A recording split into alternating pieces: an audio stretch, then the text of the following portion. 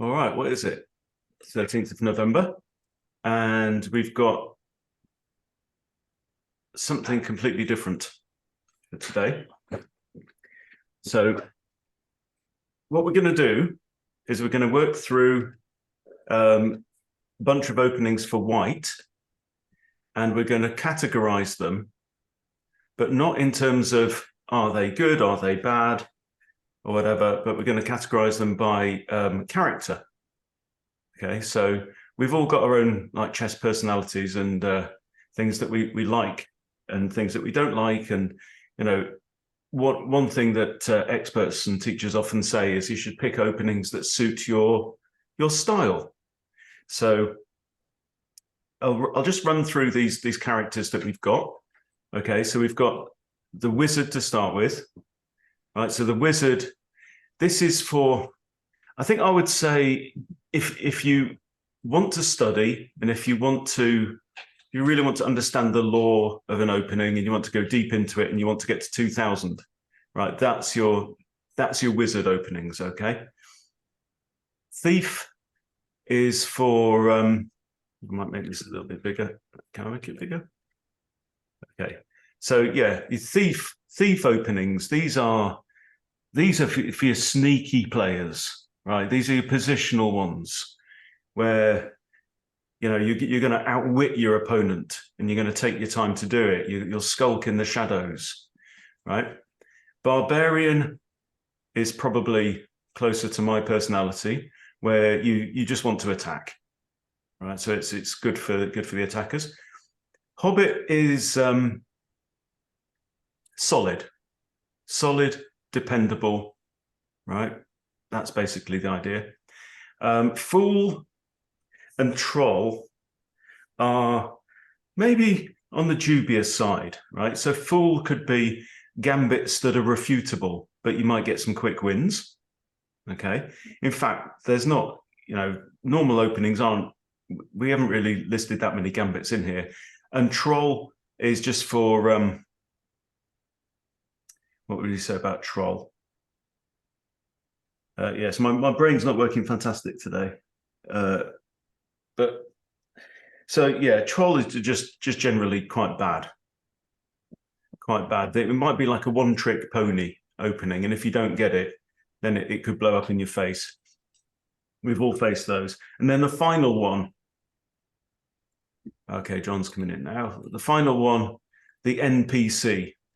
So anyone who's like played these like real world video games where you run around in 3D, you meet these non-player characters who interact and they might tell you to go and like give you a mission or something like that, but they're not really, they don't really interact properly. And so this is just for completely rotten ideas. I don't know if we'll get any of those at all. You're right, Bentley. So, sorry, my dog's coughing in the background. Okay, and we've got prepared, I don't know if you guys have ever seen any of these, the Tiermaker setup. So there's a really good series where the Gotham and Hikaru did, in fact, they've done 3 sets of these. So they've done one for beginners, one for intermediates, and one for grandmasters. And then they ranked them in terms of like legendary down to really bro or whatever and trash. But we're not going to do that. We're going to work through these different openings and then just try and arrange them in terms of the personality of the opening. So if you identify as a thief or you identify as a wizard or a barbarian or a hobbit, then I don't know. We haven't done it before. We're going to give it a go. So if you guys are up for it, we can dive in. We'll just go through in order. We've got 25 openings and we've got 2 hours to do it. So the first one will be the 4 knights. Okay, so I've actually got a little study all lined up on this. I'm just going to actually refresh that so we start or make sure they're all from the beginning. Okay, now I will show you that here we've got, so at the start of the game, okay, I've got this set to the kind of breakthrough lower intermediate level, so 1200, 1400, 1600 on the Lichess database. Now, you're welcome to come and grab this study or use it and change the settings if you want. But I thought this will be more or less our range now. So this is going from like maybe 900 to 1400 chess.com. If you guys are happy with that, we can change it as well. And notice at the start of the game that white starts with a 50% win rate, okay, across any openings at all. So we're really looking for things that ideally are slightly better than that. But it's also worth saying at this point that, you know, any opening can be a good tool, right, in anyone's hands. So, you know, the better you know it, the better you'll be.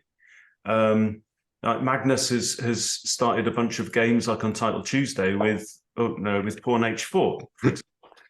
You know, he's been doing this, but that's Magnus. Okay, so we're going to start with the 4 knights. Okay, so we've got a combination of e4 and d4 openings here, and if you guys enjoy this, then we'll do a set for black. We'll do black against e4, right? We'll do a whole set of them, and then black against d4 as well. So, and we'll probably go a little bit deeper because all of these are really just the first few moves, okay? So what's the 4 knights? So the 4 knights is normal king's pawn opening, and black then replies with knight f6, and we've got all 4 knights out in the board. Does anyone play this? No? Okay. So not intentionally. So I wouldn't play into it. Yeah, the most common moves here at this level are bishop c4, which is a mistake, isn't it? Isn't bishop c4 a mistake? No, well, after knight takes e4, apparently. Knight takes e4, knight takes e4, and then you've got d4, or d5. So knight takes e4, knight takes e4, and then you've got e5. The center pawn fork trick, yeah. Now the best move for white is actually bishop d3 in that instance, but it's not the most common move.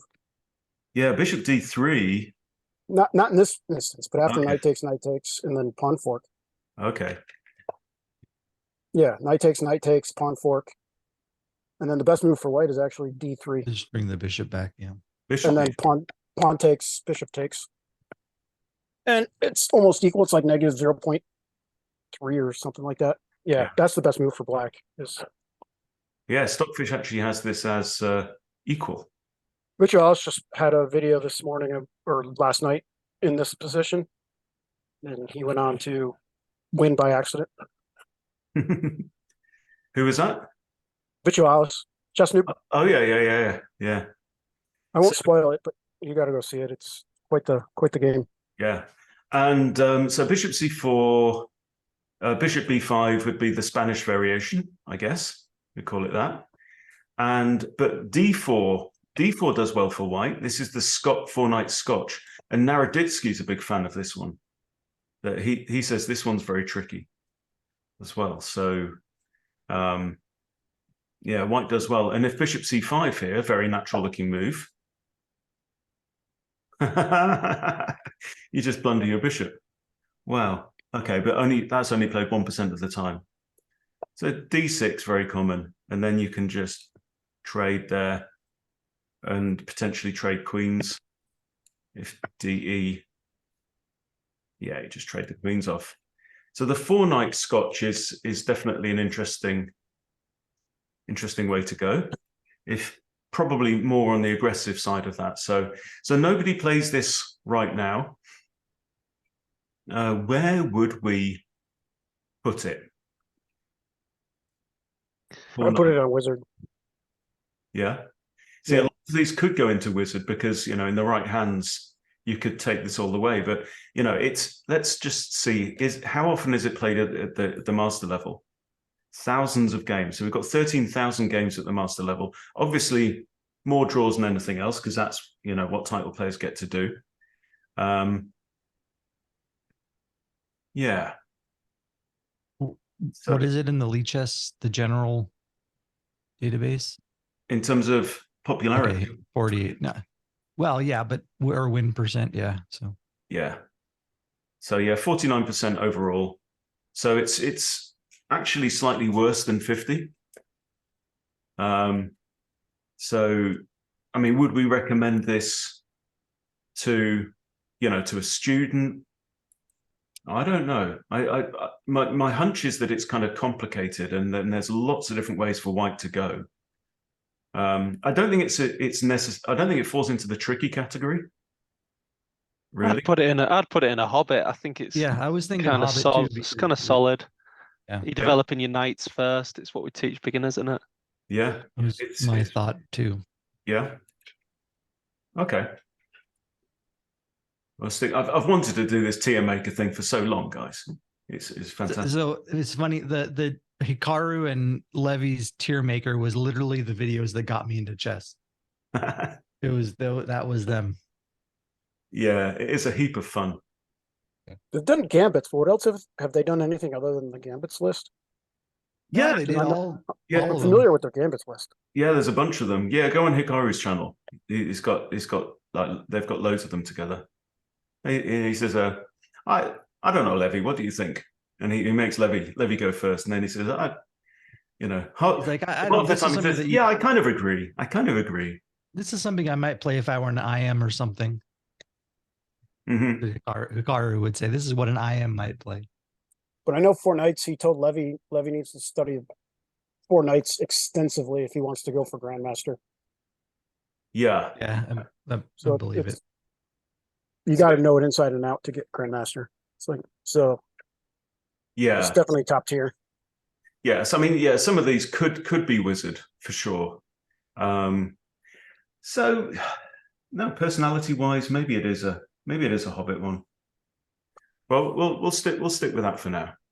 Yeah, I think like if these are personalities, I think that it would be a Hobbit. Like I don't know if we're ranking them as term being good or bad necessarily, right? Just, Yeah, yeah. I mean, they're all they're all viable. It Yeah. just depends, what your personality is really. What's your chess Yeah. Okay, next up, birds opening, or the bird opening. 1F4.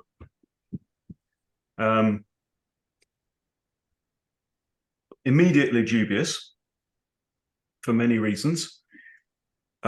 We are contesting one central square on the first move. And also, though, of course, we've opened up the diagonal of death towards the king, which I would never recommend anyone do. Never move your F pawn, in true Benjamin style. Stockfish already has it slightly worse for white after white's first move on the board. And it's also 49% average at intermediate level. I mean, against this, I mean, we've seen, we had a session with Colin, didn't we, where he did this. Something like that, wasn't it? Insane. But this is Fromm's Gambit, and you can play this a bit like a Charlic by giving away, the other pawn, but getting the bishop out into the board. You're also very close to castling, and notice that white's got nothing out on the board yet. So that's one way. But I think we can probably settle on that it has to be in the dubious Maximus kind of realm. So it's going to be either a fool or a troll. Yeah. Maybe fool. I would say, are there any like tricks that white can pull off? Because otherwise, if there's no tricks, then I would say this has got to be a troll. I'm sorry, a fool. But if there is some kind of a trick, I don't think there is. Yeah, I kind of agree. Sakura would say. Not that I'm aware of. Yeah. So we're gonna stick it in fool for now. Right. Okie doke. Cracking on. Okay. Number 4. well, number 3 in our list is bishop's opening. Okay, so it's e4, e5, and bishop c4.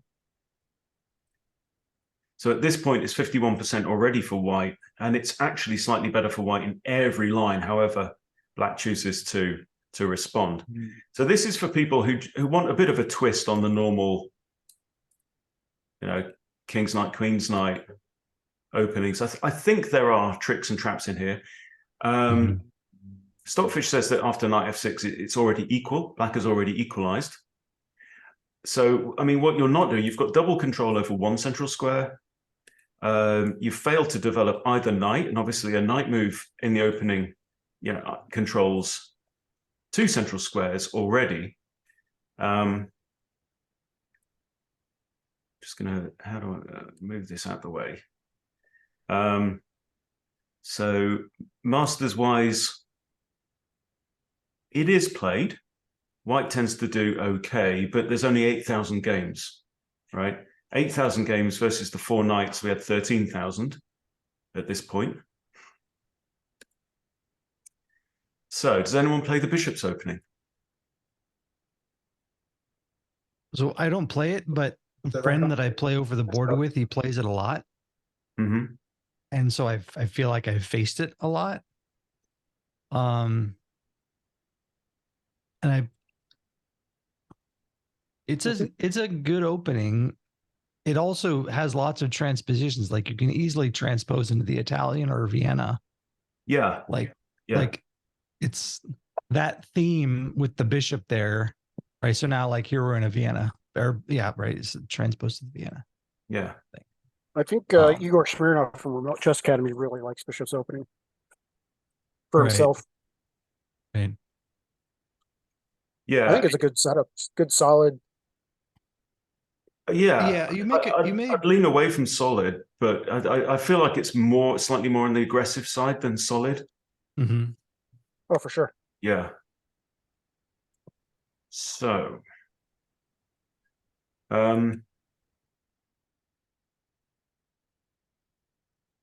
so where do we go with this? I mean, the Italian's probably a wizard, isn't it? And this is going to transpose into that a lot, I think. But Yeah, I might put this in barbarian, but maybe not. yeah, Yeah, barbarian. I'm inclined to barbarian. Yeah. If I see the bishop's opening, it's like, if I see the king's gambit, I'm like, hello. You know what kind of player I've got here. I've got somebody who is going to get stuck in and skirmish. Right. Or like they're going for a scholar's mate or something, right? Like, yeah, but I don't think it could ever be wizard because it's just not quite up there. Yeah. Okay, so what's next up? The Catalan.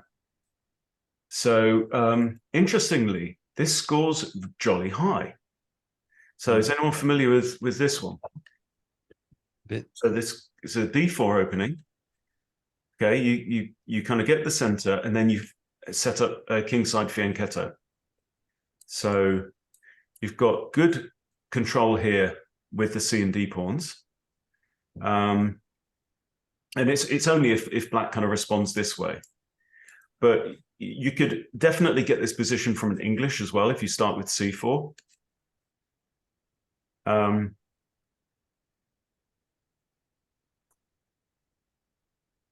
guess no one plays this one.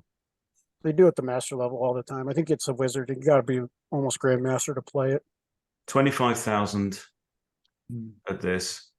Yeah, I think it's probably really solid. Obviously, you're going for pawn control, having moved pawns on the first 3 moves, but then your pieces are going to come out. Yeah. Yeah, I think you're aggressive on the queen side with that pawn out, and it's always good to have the knight behind the pawn so you can start expanding in the center. Yeah. But then on the king side, your king's quite safe once you develop the knight and bishop. Yeah, absolutely. And look at this. It's well scoring for white all the way down. 55. Some really good lines. So let's just follow how it might go. So d5 is most common. You just fianchetto the bishop. So it's a bit of a queen's gambit setup here with the pawns. Say they play c6. So they've already got an issue with their light squared bishop here. You're just going to develop. They do this, and I guess you're just going to castle. And 53%, you know, again from here. So it's pretty good in all lines. And the other thing is as well, this is kind of a setup, isn't it? It's not.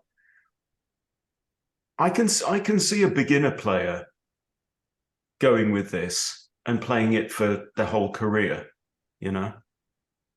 Mhm. So we're saying wizard. Yeah, I'd be okay with that. Yeah.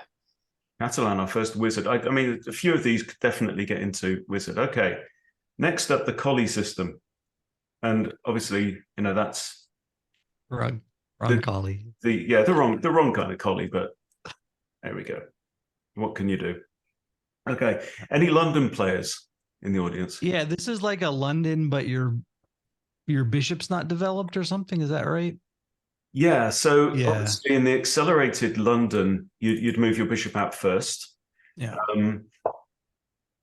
But in the collie system, this e3 move actually you're going to hang fire with that bishop. Mhm. So it's a bit kind of French-like, as in you know you've made one of your bishops bad, like Black does playing the French here. But you know, likewise, Black's got a problem with his light square bishop as well. So first few moves. Very London style, okay? And then from here, White will play one of these pawns forward, most commonly c3. So it's looking very Londony, but without this bishop out in the board. Mhm. Yeah, and this bishop is kind of a key piece in the London, but here you're just holding it back. You're saying, no, instead of that, I'm going to maybe get castled sooner than that. So what most common moves from here, you know, they're likely to bring their knight out. You bring your knight out. So yeah, it's got similarities maybe to the King's Indian attack as well. You know, they develop, you castle, and we're looking at 55% from here. I guess Black's not going to be very familiar with this as well. This was played in the Women's World Championship, wasn't it? Last time, a couple months ago. Yeah. I learned about this by reading the Chernev's Logical Chess. There were several collie games in there. It's like he mentioned all the theme in all these games was potential energy. Like there's so much potential energy stored up in White's position. I think by holding the bishop back, it makes it less of a target. You don't have to play h3, tuck your bishop away when it gets attacked. Like I would put this easily in a Hobbit. That's my thought. Yeah, I kind of agree. I think it's pretty solid. I can see somebody playing this again for their whole career up to title level. But it feels hobbity to me. It feels like if you want something solid, you can play it forever. You know, another thing as well is at the beginner and the intermediate level, every man and his dog plays the London system. Yeah. Right. So a lot of people will be studying that. Right. But you hit them with this, and they're going to be slowing down. They're going to be looking for moves. They're not quite going to know what to do. You know. I mean, has anyone seen a video on how to play against the collie system? I haven't. No. All right. It's a fair point, but this just seems like without a soul to me. It just seems like an NPC. Like I want to get the bishop out of there. That's a good argument too. Yeah, but maybe Hobbit is right then, or even Thief. You know, it's not really tricky. It's positional. You're gonna grind your way. You know, sneaky and positional. I don't know. I mean, James, would you say the Caro-Kann is a Thief opening or a Hobbit opening, or has it got? I think it's a solid Hobbit. I think. Yeah. Let's go Hobbit. Let's go Hobbit with a collie. We're not going to run out of room anyway on any of these. Okay. And now for a personal favorite of mine. Come with me to the Danish Gambit. With a 55% win rate. Now, obviously, black isn't compelled to take the first pawn, but they really should. You see, if they don't, white scores better down, across the board. Okay, so they take, you offer the second pawn. But then if they take the second pawn, we're looking at 56% now. And in fact, this if you look at the note, sorry, 50, yeah, if they take the second pawn, so we're 55% now, right? They take the second pawn, it's gone up to 56. And there are two moves here. If you go to the Masters database, then bishop c4 has been played, but we're double figures here, right? Bishop c4 has been played and knight takes c3 has been played. So knight takes c3 is a Danish gambit. But the full Danish, as I call it, is bishop c4. Right? And if they take, you take back with the bishop, you've got the evil bishops of doom slicing through the board. Stockfish hates it, but you can't argue with these numbers. I was surprised that the Masters score so good for black here. I guess it's the fact that you're just, actually here it's a draw. Okay. Yes, really, really draw it. But that's only 11 games. I mean, this is not exactly, Right. The Masters don't really go in for this. But the Danish gambit, I think there can only be one category for this. I think we have to, it belongs to the Vikings. It's a wizard, I think. Is it not? Or you think it's a... I'm thinking barbarian. Oh, okay. Yeah. This is for attack. Yeah. The fact that we've got, great results, but Stockfish says that with good play, if your opponent's prepared, you're actually worse. Yeah. What do you think, James? If the Grandmaster's not play this though. No, not really. Barely at all. So I think it has to go down then. I think it has to be like a thief. Maybe. Yeah. But remember that this is our recommendation for beginners and intermediates. Okay. So grandmasters don't play it. out. Grandmasters don't play it means it's not a wizard. We understand that. It's not a troll opening because there's lots of good lines in it. I think it has to be barbarian for my money. Yeah. You're opening yourself up. It's a berserker opening. So if aggression is your look, I've played it for years, so I think that's enough, and I keep going back to it as well. All right, so back across the North Sea we go to the English. Okay, so the English opening is 1c4. Now, okay, most common moves here. So, sorry, Steve, I'm missing. I'll have to put the put your hand up if you want to join live as well, so I don't miss your comments. Sorry about that. So the English, okay, Steve is coming in, brilliant. Yeah, so Steve, that comment, all your pawns are gone. If it goes to an endgame, you're done. Yeah, absolutely. That's the thing about the Danish. If you're and the other thing is you really have to stop black from castling. So you have to go balls out in the Danish. Now the English I tried to adopt a few months ago and then promptly gave up because I was trying to be more grown up, but it just didn't suit my style. 51% is slightly better than starting because there's a little bit of surprise factor. It's not the most common. It's the third most common opening for white at this level with 3%.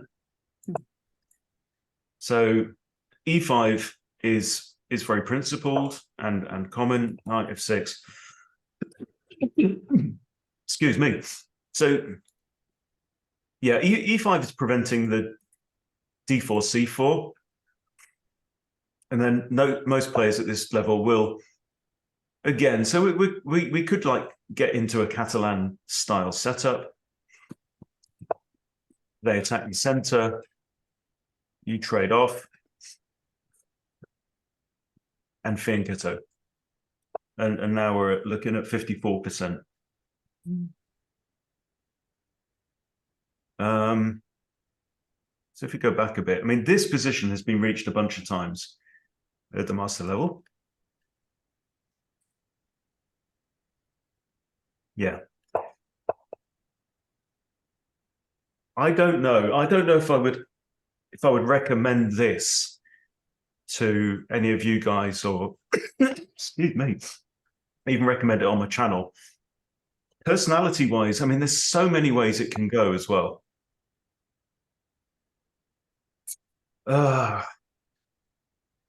Where do we put the Old English? I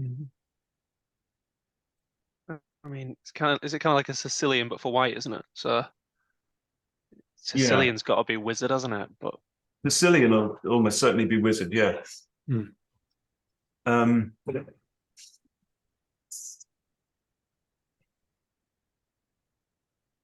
I feel like I don't know the personality of the English well enough to have a recommendation here.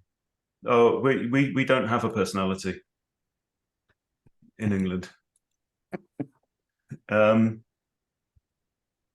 And I know, but being without a personality, we could almost stick it in non-player character. Yeah.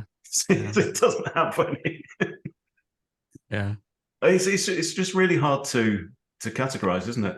I mean, Daniel Loren likes the English. He's played it 37 times. Yeah. Put it in perspective. I mean, I think I remember when Levy was going back to try to do over the board tournaments, he kind of revealed that that the English was kind of his secret weapon, which surprised me because he never plays that in Blitz, but apparently that's what he prefers when he's playing a real for serious tournament. Yeah, which he no longer plays. Which he quit. Declares that he's quit because he can't handle the pressure. Yeah. You don't hear people complain about it though. Like, I think it's pretty solid if you can play it, but learning how to play it, I don't think is approachable for a beginner probably. Yeah, so I'm inclined to say it's either a Hobbit opening, or if we say it hasn't really got any character at all, we could stick it in a non-player character. Let's stick it in NPC for now. Any objection? Yeah, I'm okay with that. I honestly don't think I'd recommend it to any of you guys. Yeah. You know, and it's non-traditional as well, because you know, you're not developing your central pawns, you're not even developing a knight, right? You're controlling one central square on your first move, and Stockfish says it's, you know, you've actually lost a bit of advantage. At the start of the game, it's plus 0.3 for white. And after that, it's saying black's almost equal. So I think at this level, yeah, you know, appropriately named English openings, got no personality whatsoever, or style or class. Yeah, so if that's a description of you as a player, then go, by all means, go for it. Yeah. Yeah, happy with that? I'm okay with that. Okay. Oh, Michael had to drop out. Okay, sorry about that.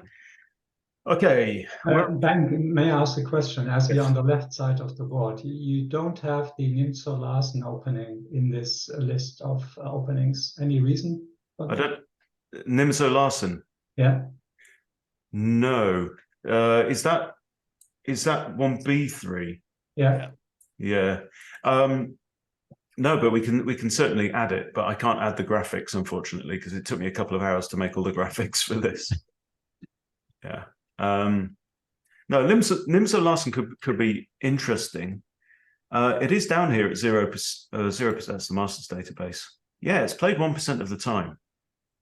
Yeah, could have included that. Maybe we can slap that one on at the end as well. All right.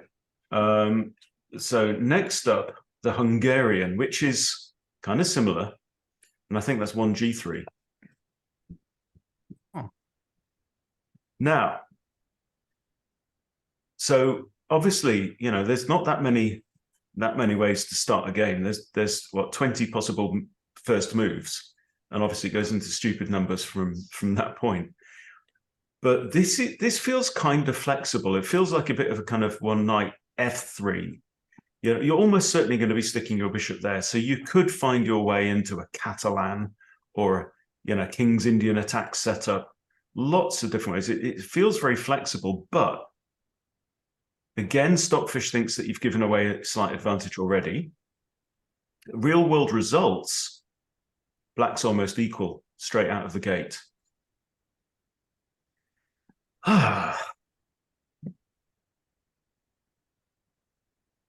So let's look at some common moves and see where we end up.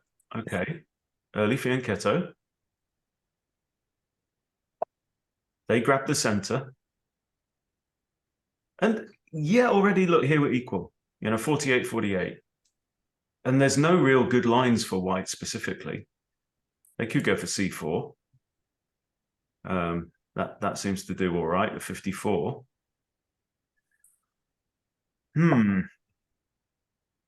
Yeah, now with e5 being played, you can't even put your knight on f3. Yeah, well, that's the point of this. Oh, It's a bit right. Now like you the can't. King's Indian defense in reverse. So as soon as Yeah. e5 comes out, you have to push the d pawn to prevent this. And you do have good control over e4.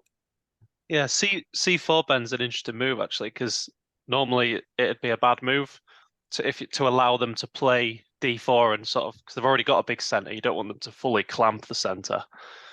But if they do play d4 and just push forward, it opens up the bishop. So I guess that's the idea. Yeah, and then you've got queen a4 check with a fork on these. Yeah. And queen takes c4. So it's, I'm thinking for that reason. So from here, this looks fun, right? Unless they just play the solid knight c6. But it's still okay. So my hunch is that it's along the trickier lines. Let's go back.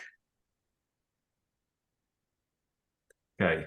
Is this played at the top level? 19,000 out of 2.5 million. So it's rare. And the masters don't play e5 as much. They tend to prefer d5. So what are we thinking? What's the personality of this? It's not solid. No, I think if you're a Hobbit personality, Craig's in. Brilliant. Well, it's certainly a sniper personality, right? It's attacking the center from the background. Yeah.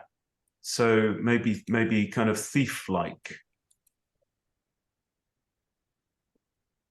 Yeah, could you flip back to the list? Yeah. So thief is, but thief is kind of, sneaky, tricky.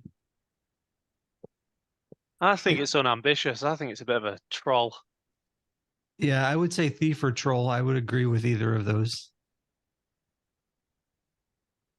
I think any like explicit fianchetto opening is kind of thiefy and trolly. Yeah. I mean, troll. We said at the start is kind of a one-trick pony opening. The Hungarian, like we say, could transpose into all kinds of crap. So, Craig, just to bring you up to speed, we've got these personality types, and we're trying to rank a bunch of openings for white in terms of where they belong. But we'll go through it as we go. Catch you up. Yes. Yep. It's not a full opening, and it's not an NPC because it has got some personality. Yeah, so the only one we've ranked as non-player characters so far, Craig, is the English, because it seems to have no personality whatsoever. And I know, kind of racist, but hey. So we're on the Hungarian, and we've seen that there are kind of tricks and tricks. I mean.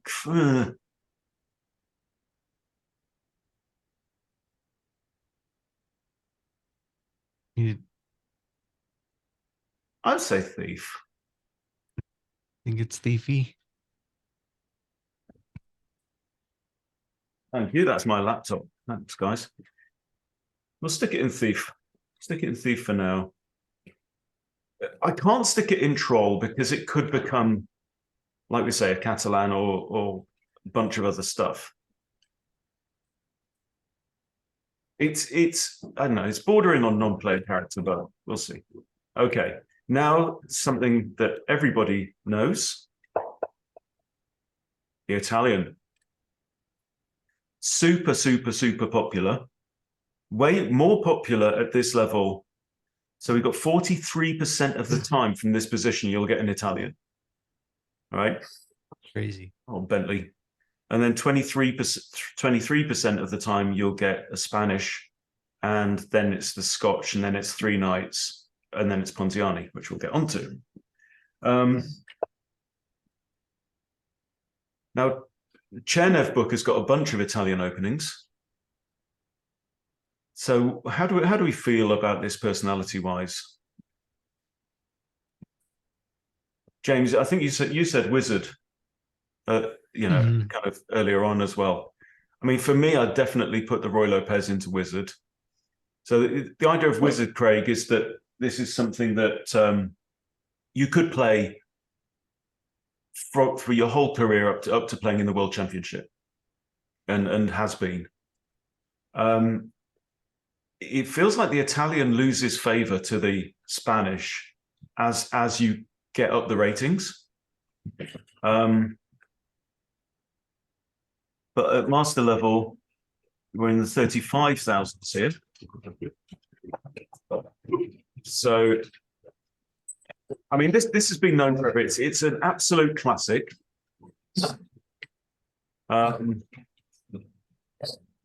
Lots of stuff transpose into it. Like the Scotch can transpose into Italian lines, the Vienna can, like lots of stuff transposes into Italian. Yeah. As you go. And it's kind of aggressive. You can get into fried livers and all kinds of stuff, can't you? You know, something like that. I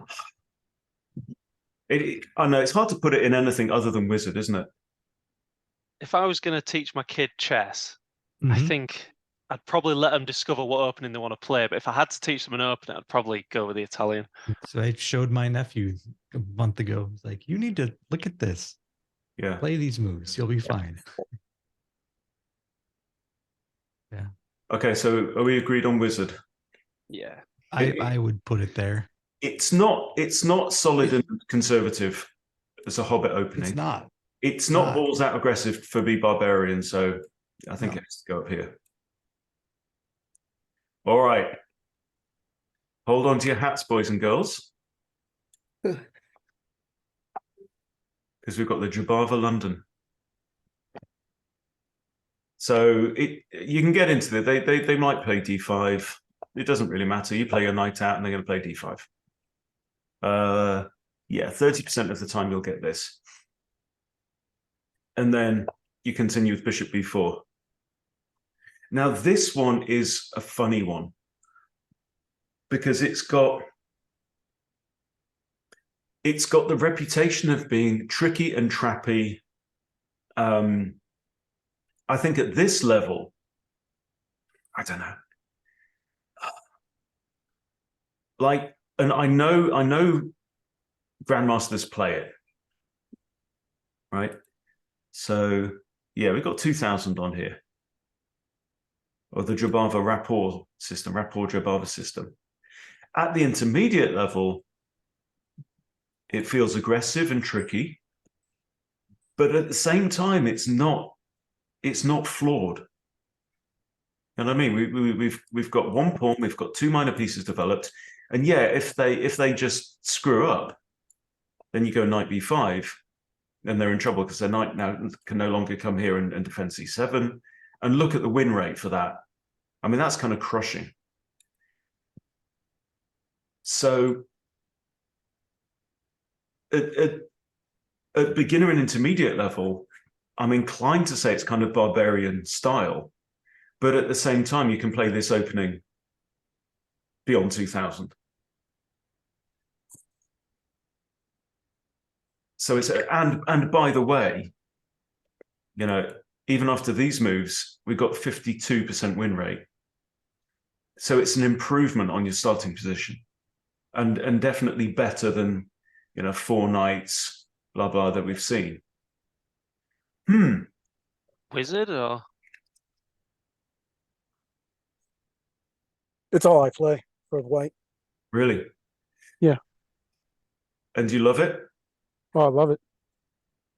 And so, okay, so Tucker, what's your I mean, do you get quick and brutal bloody victories? Oh, sometimes you can win in 10 moves. I've won probably in 10 or 11 moves 6 or 7 times in the last 3 months. If they play if they try to do a King's Indian defense type setup, Okay. you can easily crush E4.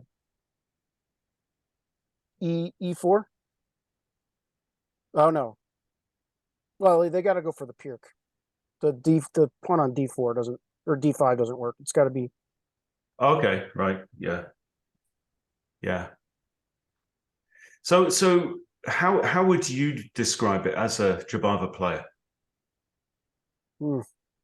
And obviously, it's really gained in popularity. Simon Williams did a course on it. Naroditsky is also partnered up with another master. They've done a Lichess course on it. No, they haven't. They made their own course on it with all the PGNs. Right. So Simon Williams got like 2 or 3 courses. Naroditsky and Bortnick did a collab, and then I know Hans Niemann has a course on it, and I know Alex Benzay is actually flew to Georgia and is working with Joe Baba himself, and they're working on a course right now. But no, it's solid and tricky at the same time. Yeah. So it's in Dungeons and Dragons terms, it's almost like a paladin opening. If that means anything to anyone, probably not. I'm showing my age. So a paladin's like a wizard warrior. I can do it all. Yep. Yeah, just Aragorn, basically. So it has to go in wizard, right? At the intermediate level? Yeah. Go on then. I think that's probably the best fit. I would think. And look, he's got his gambit glasses on as well. Bedo Jabava. Righto. Next up, King's Indian attack. Now, this again is a kind of setup thing, and you can play this against a variety of openings. The most common line here is against the French. And it scores remarkably well. So E4, E6, D3.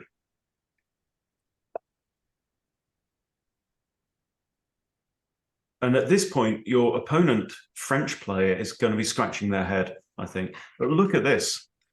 Look at this success rate here for white.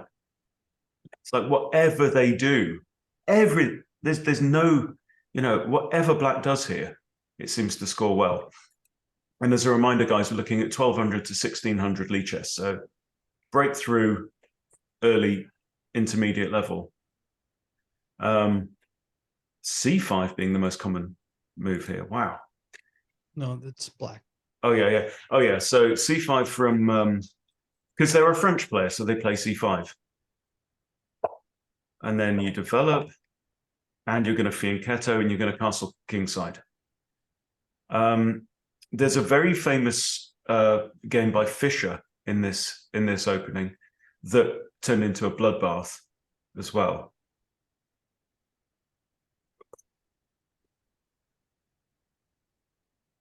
I don't know. It's not crazy. It's not a barbarian opening. But would we recommend it at this level? Let's have a look.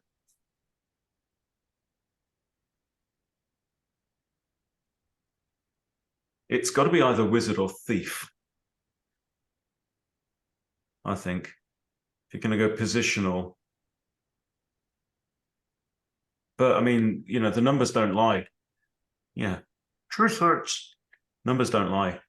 55% win rate. And it's solid.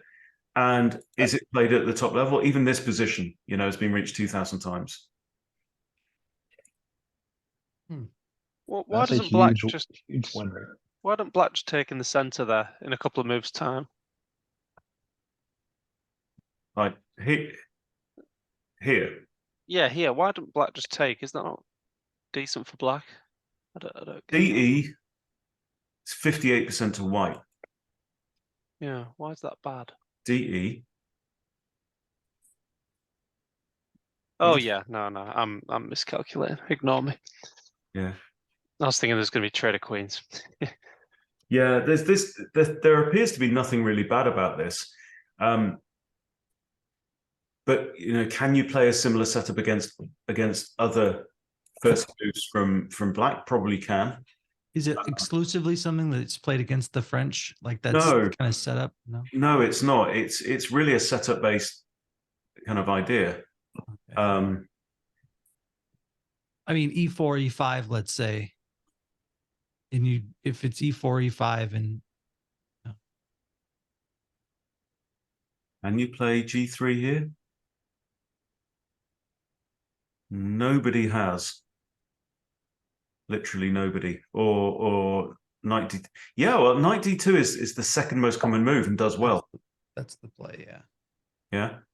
But in fact, isn't that the no, this is the main line that we started with. Yeah. Look at E4, E5. I'm curious. Okay, right, sorry. Got you. And then that's do the same kind of setup. Okay, the computer doesn't like that. No. But there's no reason why you can't do this, you know? And then D3 doesn't score hugely. G3 here, again, slightly better for Black. Ah.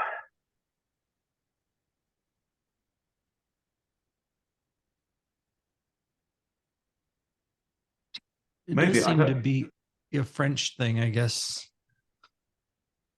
Yeah, particularly against the French. Okay.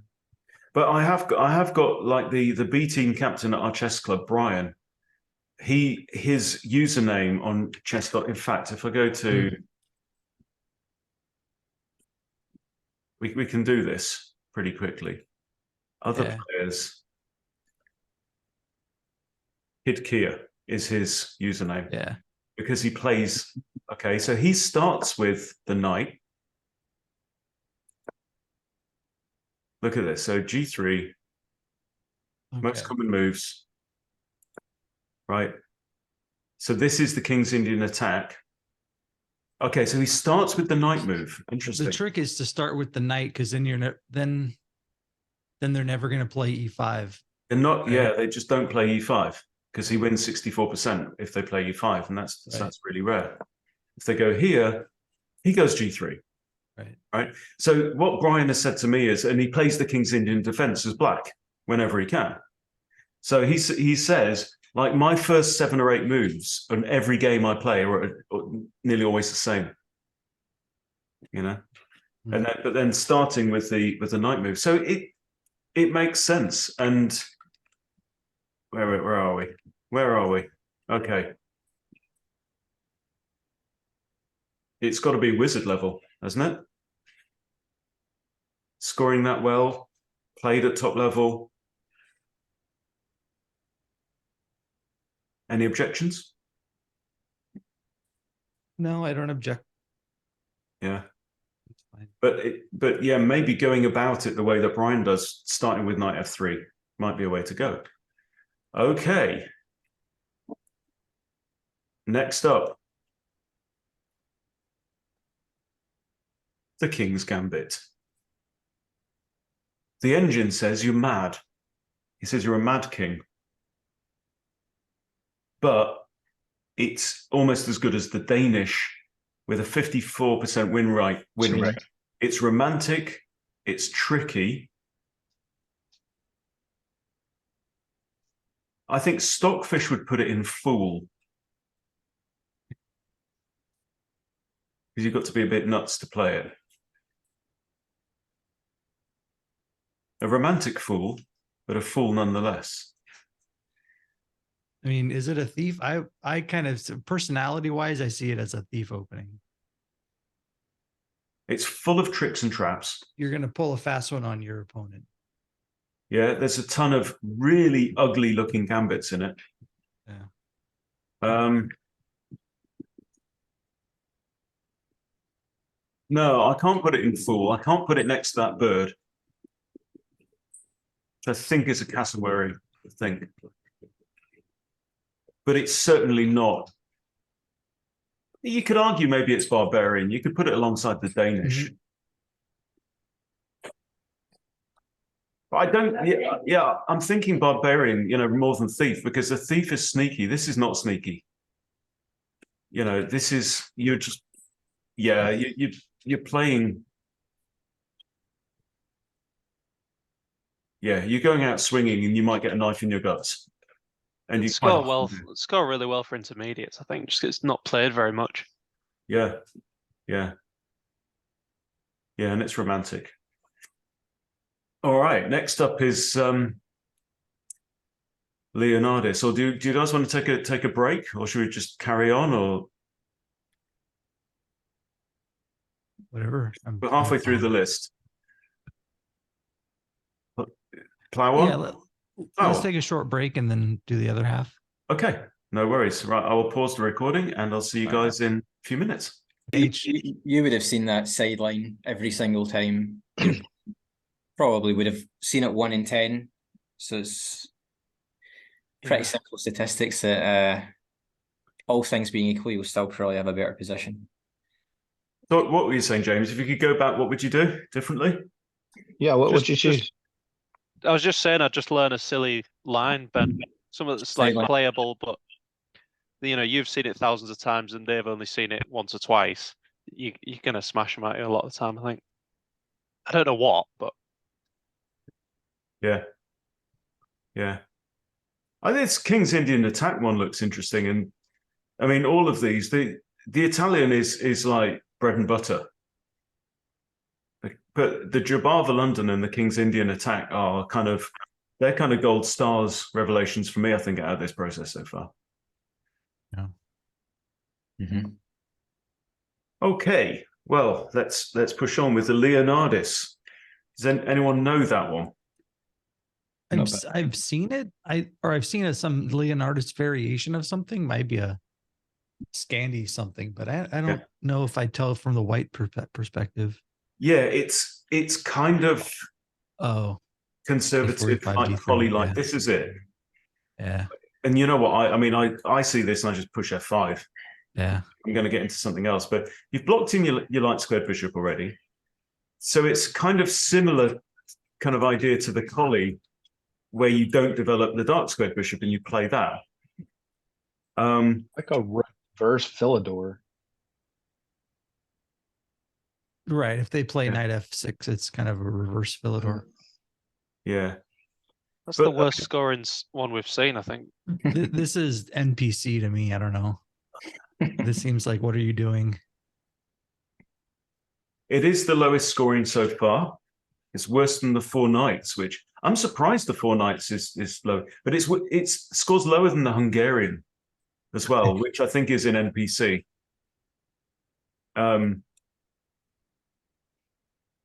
Yeah, I think it's a hateful opening. I can't see. I mean, however, you could still do a King's Indian attack kind of deal for this. They play this, and we're in this territory, aren't we, as well? And then you're doing okay. So you could get into a King's Indian for white from this setup, but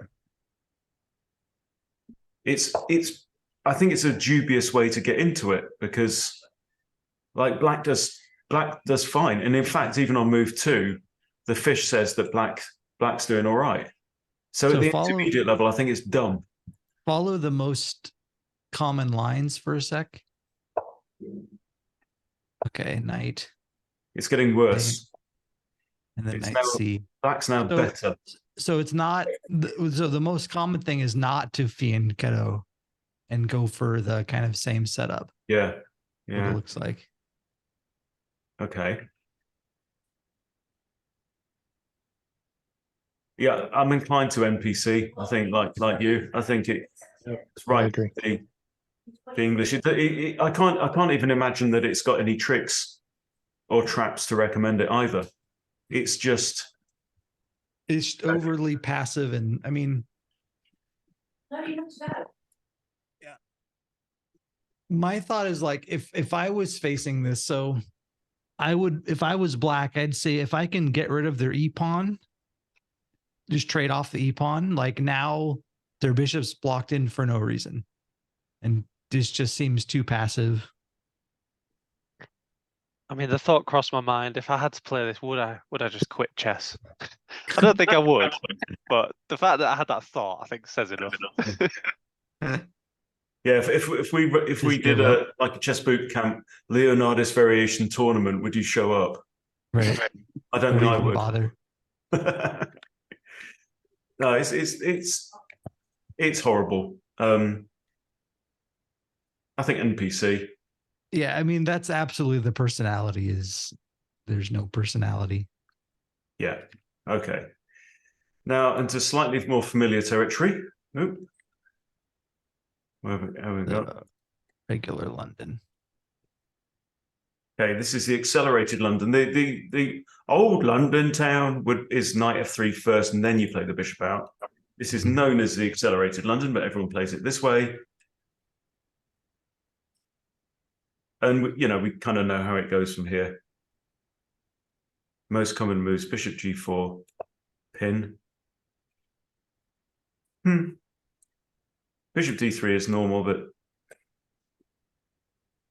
I'm not sure I believe bishop g4 here. But look, I mean, look, it scores well. It's really solid. It's not a barbarian-like opening. I know it's been played at the top level as well. It's Well, not actually, barbarian, but it absolutely there are so many kingside attacking opportunities. Like your bishops are looking there, your knights are looking there. Half the time you don't castle and you start throwing your H pawn. Like it's got so many kingside attacking things that even though it's not barbarian, it's still very aggressive. It can still be very aggressive. I Yeah, think. it's played all the way from PogChamps all the way up to International Master and even beyond. It's super solid and it's a really easy system to learn, and you can take it extremely far. It's kind of got everything. If I had not invested so much in the E4 stuff that I play, I would pick this. If I couldn't do what I was already doing, I had to go pick this. Well, the London was my first choice as white from starting up to about 1200. Yeah, Levy played it all the way up through Master. Yeah.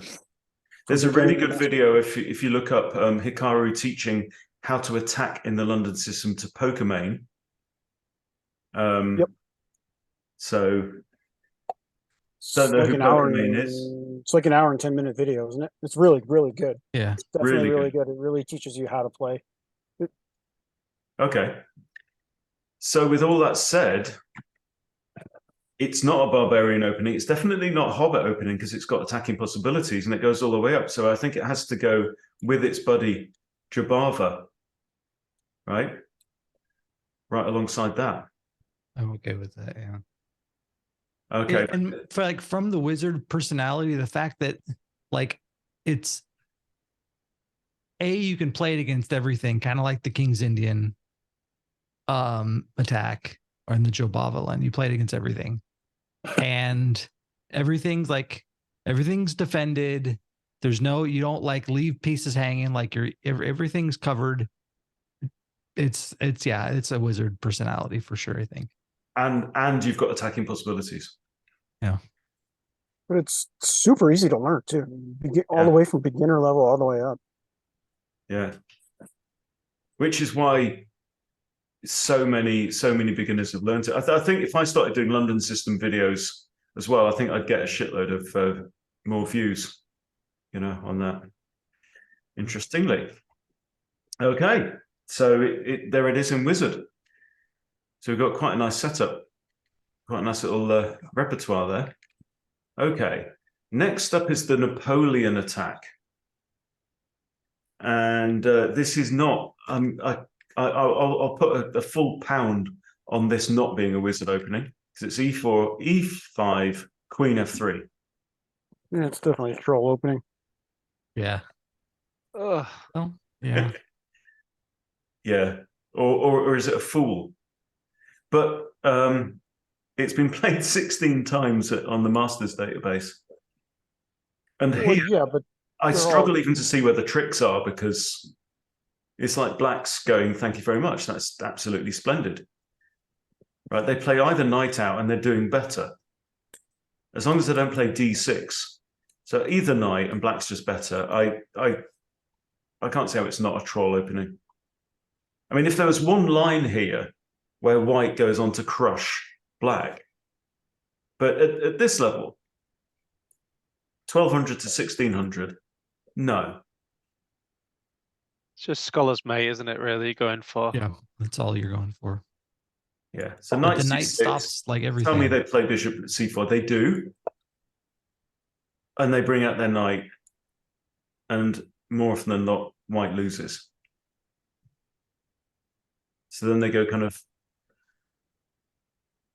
weird Ponziani version. So c3 is the better move here by look of it, but even so, yeah, computers say knight e2. No, we're gonna stick it in the dungeon with a troll. Alrighty. Next up, the Polish. Now, I've got a hunch about this one. 1b4, aka the orangutan, as well. Interestingly, if you see at the bottom of the screen, 1b4 is the highest scoring move one for white at this level, because we're 52% average, right? If we go back, there's nothing finer than 1b4. Because it's very weird, but it doesn't jeopardize your king safety. See, this is what James would play. It if he doesn't had to start jeopardize over. Black's king safety either in any way. Yeah. Sorry, John, what we say? I said this is what James would play if he had to choose a new opening from the beginning, saying that it's weird, but it doesn't. It's weird, but I think playable. I think I'd play the English maybe if I had to start again, Yeah, because at least that's contesting the center a bit more. yeah. I think the general idea is you're going to think out of this bishop, but why not play b3? I don't know. Also known as the orangutan, isn't it, this one? But with normal play, oh, and then d6 and the wheels fall off. And now you're worse than you were when you started with a 49% win rate. I'm thinking fool for this. I think it's a trickster opening. I think it's a punk opening. Maybe thief. It's got quite a decent win rate on it. 50%. Yeah. But is it tricky and positional? I don't know, it's hard to say, because we haven't gone very deep, have we, at this point? It's certainly not respectable. You wouldn't take it home to meet your mum. But the Hungarian wasn't the Hungarian 1b3? Yeah. That's the Nimzo Larsen, right? That's the Hungarian. Okay. So we put the Hungarian into thief. It's not, I don't know. Is it as bad as It's not foolish. it's because not it's not up like it's not as dumb as birds opening. explicitly weakening.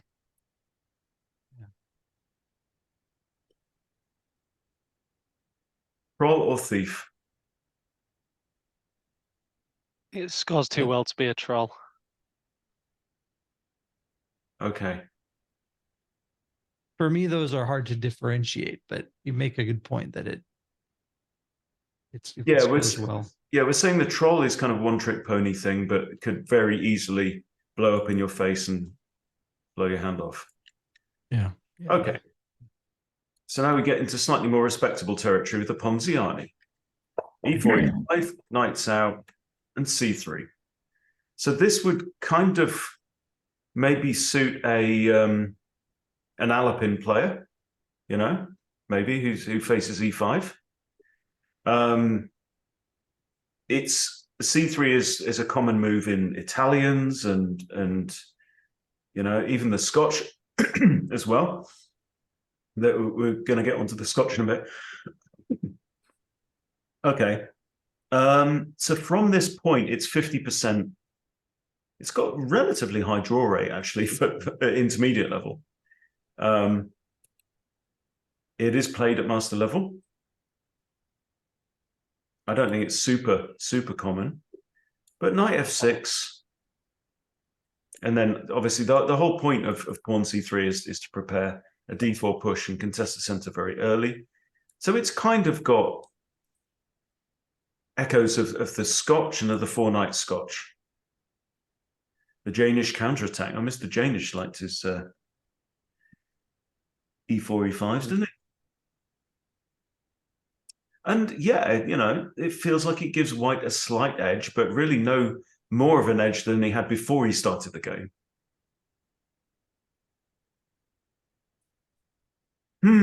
When I think of the Ponziani, I think of all the different, like I see shorts on YouTube all the time of people showing all the tricks, all the tricks and traps and ways you can, you know, overrun your opponent, like get your pawn all the way to c7. So I think this is a really sneaky, like almost maybe barbarian, but I don't know if the data would agree. Well, it doesn't feel gambity in the way that. So if you look at what we've put in barbarian, bishop's opening, Danish, and king's gambit. Mm-hmm.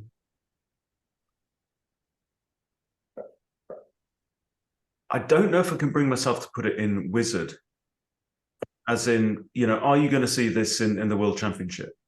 No. So maybe it's a thief along with Hungarian and Polish. What's your thoughts, Craig? I mean, obviously you never play it, and you, as a Sicilian player, you never face it either. So Yeah, and what's the Hobbit criteria? Is that something like solid? yeah, solid and conservative. So we've got the collie in there, you know, not bringing that bishop out.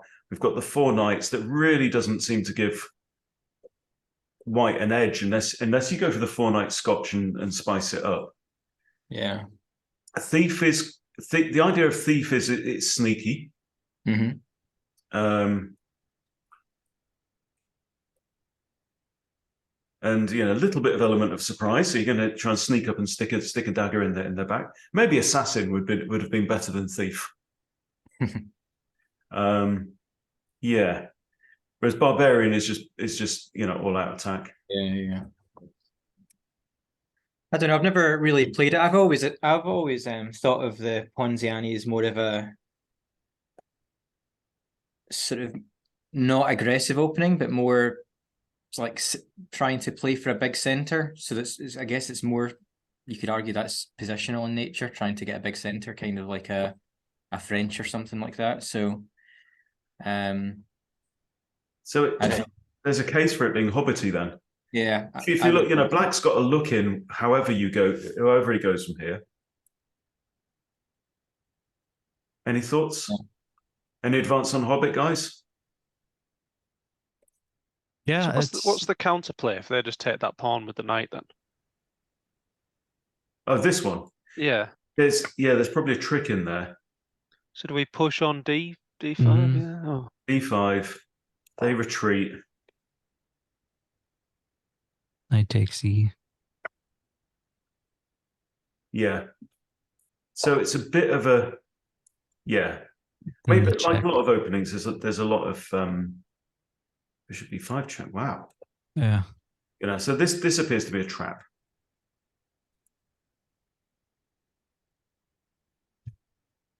So say they block with c6. I think then it's DC d takes threatening this with the discovery and getting a set queen. and getting a queen. Yeah. Yeah, this is the thing that you see all the time on like at least I see them on these YouTube shorts. People are showing off this type of stuff. Yeah. But yeah, it's certainly solid. I mean, the fact that the obvious move leads to a trap is also helps. Yeah. So it's kind of maybe a bit troll-like, but it's not. If it was troll, I think you'd be depending on them falling into that. But it seems like whatever black does from here. Yeah, I can With see putting interest. this in the 4 knights type category. Yeah, agree. We'll stick it in Hobbit. Mhm. Okay. So I was quite surprised here. The Queen's Gambit scoring 53% for white Mhm. across the board at 1200 to 1600, right? And the most common move is Queen's Gambit accepted, which I Which bet is- money is not the most common move at the top level. No, you don't Declined want with to. knight c3, knight c6. I Yeah. think is the most common at the master level. But this is all the way from beginner to master. I would put it in wizard. Yeah, For I sure. agree. The most common is C6, which is the Slav, isn't it? Mhm. That's the Slav defense. And then E6 would be the Queen's Gambit declined. And if you play them both together, it's the semi-Slav. And this has been played tons. Mhm. Right. And you'll get into this from C4 openings, you'll get into it from D4, you know, you get lots of transpositions. What But do London players do when you play d5? Do they get into the gambit then? Or do they just ignore you and carry on? oh, hang Yeah, on. what- So a London player here would bring their bishop out. Is it? Well, looking for alternatives to when they play a d4. And I thought, well, I'd learn the Queen's Gambit, but if they're just going to carry on playing the London, then that really You doesn't. mean it's black? As black? As black, I'm looking for something else. Yes. So you're looking And- at something against D4. Yes. Yeah. And Well, that's the was thing. looking If you play D4, D5, you're going to get a load of Londons and you're going to get quite a few Queen's Gambits and you're going to get Those are the two most common for a sure. range of other things. So yeah, D5 is most common. It's played half the time at this level. Knight F6 is a far more flexible move. And so if you look on the Masters database, Knight F6 is played 60% of the time, 61% of the time. At this level, you get a lot of D4, D5s. At your level, Susan, I'd probably suggest the Charlick. Yeah, well, yeah, the Charlick would. Charlick does great up until about 1200. That's true. That is true. Yeah, but we're not looking at black today. We're gonna. If you guys enjoy this, we're gonna do a different session for black, or even 2 sessions. Do an E4 one and a D4 one and change as well. But yeah, remarkable. This I really didn't think it was going to score that well. Oh, But it can't It be do- anything other than Wizard, can it? it Really? doesn't surprise me because like Tucker said, this play this in the World Championship. You know, Mhm. like you get Queen's Gambits all the way up there. Interestingly, it's also the most common. What? It's more common than the London. At the master level, for sure. 100%. Though we're looking on Lichess right now. Oh, Yeah. you're looking at on everybody. the players database. Yeah, C4. D4 is 39%. It's almost twice as popular as the London system, which really surprises me. But yeah, Queen's Gambit is definitely Wizard. I 100%. think, yeah, I think that the Queen's Gambit is the best play for white after D4. Like if you're playing D4, your best bet is C4. I think that's why. D4, D5, yeah, C4, yeah. If C4 is so good, how can we put the English in NPC? It has to go higher. Interesting. Because you don't get to go into Yeah, that you don't get the Queen's Gambit necessarily. because the English is dull. I don't know. It's and also with the Queen's Gambit, at least you're starting with a principal move and central Yeah. control. And and it has a better photo as well. So Because when you play C5, you're not going to get D5, or when you play C4 as an opening, you're not going to get D5 as a response. So you're not going into the Queen's Gambit really from the English. B5 is actually my main reply against C4. Really,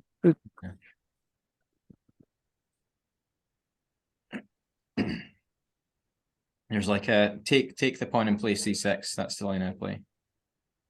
It might not score well at lower level, but it's like a reverse Smith Mortar.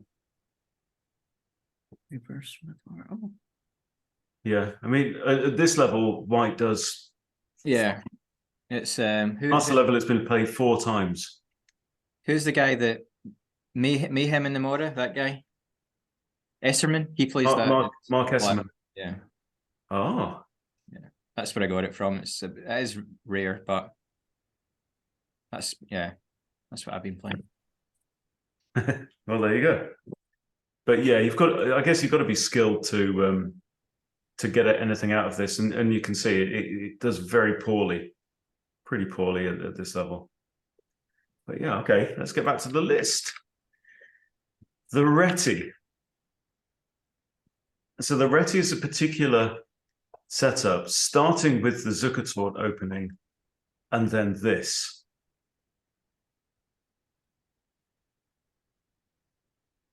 And across the board, it scores 54% here for White. If they take the pawn, you're cashing in on 56, or E3, 59% here.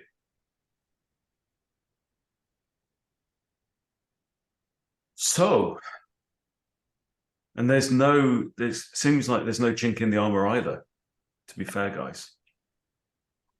I mean, this is something we very, very rarely see.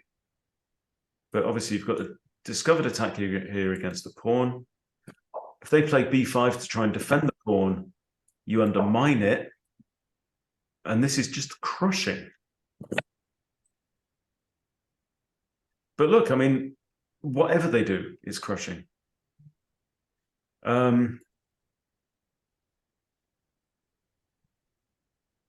15,000 at master level as well. This is kosher by all accounts. I think we're looking at a wizard.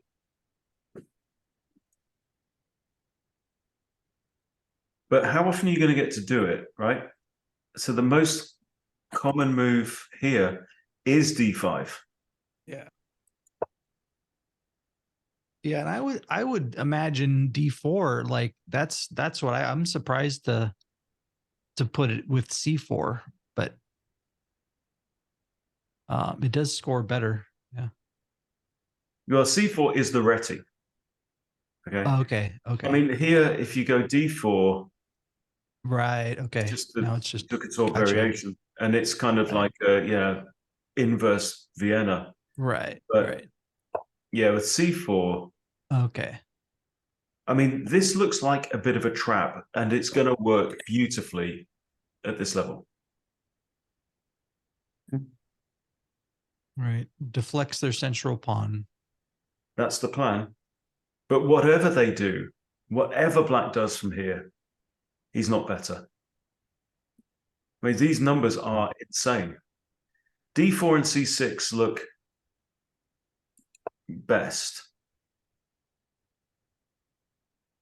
Yeah, but even C6, you can just go into, like, saying G3, like F6, fianchetto. and you're still better. I mean, this looks mint to me, and it doesn't have a weakness. So I think it's got to be a wizard opening. And in fact, you know, I'm my palms are sweating. I'm kind of getting enticed by this myself. James, we might have found you one. Me too, yeah. I'm excited. I'm actually looking at my opening tree on the other screen. Yeah. And if I've not been performing well as white, I'm considering switching to this. Maybe start a new account. Maybe just like Start over. mothball chess goals YT and start On my Lichess. Yeah. Why not? Okay. Can anybody persuade me that it's not a wizard opening? Top players play it. It will get you beyond 2,000. I mean, to be honest, any of these will get you beyond 2,000 if you're good enough. It's not the opening's job. That's why I think it's so important to think about the personality, right? We're not ranking him good or bad necessarily, but personality wise. True. But it also seems like it's not even a trick opening either.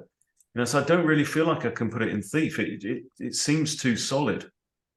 And it's definitely not fool or troll. Yeah, when I saw if I had not looked at the numbers and they said I play the ready, I'm thinking it's a Hobbit opening. But the numbers are pretty impressive, actually. Yeah. Well, we've got the Zucator opening coming up, which is just the first move, which is knight f3. Right. Which is a bit lame. I don't know. What are we saying? I mean, it feels glamorous. It feels really cool. And James, you're drawn to it. For what reason? I mean, it just looks. I like the idea of just c4, just trying to like reverse Sicilian chip at the center. But I've just seen my opening tree. I'm scoring 54% with the Rue Lopez. I don't know if I can justify changing. Yeah. I don't know if that's a good. What percentage should you have, Craig? Do you know? 54% is in general. Pretty solid. Is that all right? Right. Yeah. Yeah, I mean, anything like over like 52% usually is you're doing pretty well, to be honest. Yeah.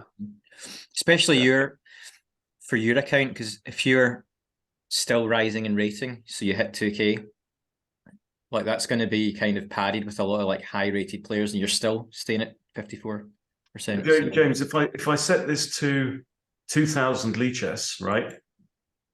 White scores 49% out of the gate against 45 for black. So anything above 50%, and you're beating the odds, because Lichess 2000 is roughly equivalent to chess.com 2000, right? I set it to 2200. Yeah, similar 49. So yeah, anything, 51, 52%, and you're doing all right. Yeah.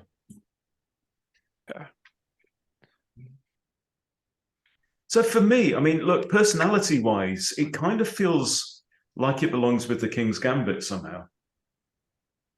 But it's more solid than the King's Gambit. Mm-hmm. It doesn't feel like a barbarian opening. It doesn't feel like a barbarian opening. You know, like the Danish Gambit, if black outwits you and gets the castle and whatever, they'll roll all over you. Doesn't feel like that with this. Yeah.